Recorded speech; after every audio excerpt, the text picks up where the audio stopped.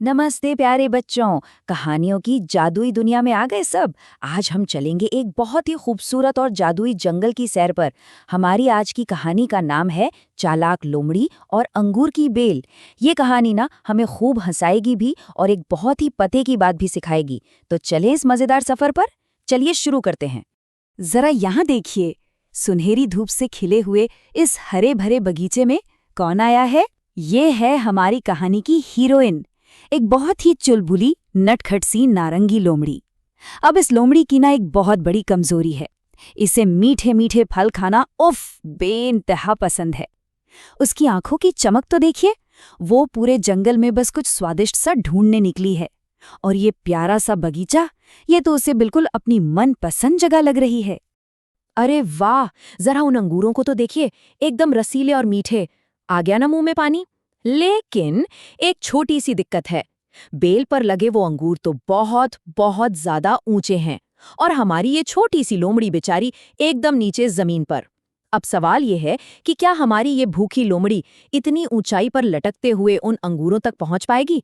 अंगूर तो सच में बहुत ऊंचे हैं। क्या लगता है, क्या होगा आगे?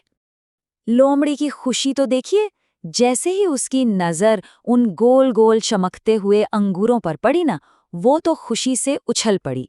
उसकी वो बड़ी सी मुस्कान देखकर तो मजा ही आ गया। उसके मन में बस एक ही बात चल रही है, वाह भाई वाह, आज तो असली दावत होने वाली है ना? जब हमें अपनी सबसे फेवरेट चीज मिल जाती है तो हम सब भी तो ऐसे ही खुश होते हैं। खैर, अब शुरू होता है असली मजा।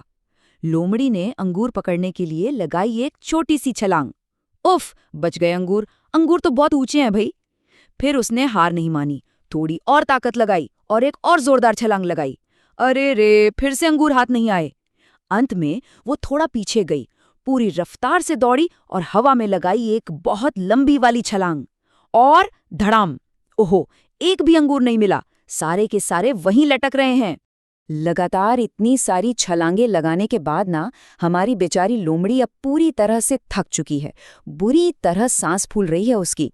लेकिन जरा उसकी आंखों में तो देखिए, वो घबराहट में छुप छुप कर इधर उधर क्यों देख रही है भला?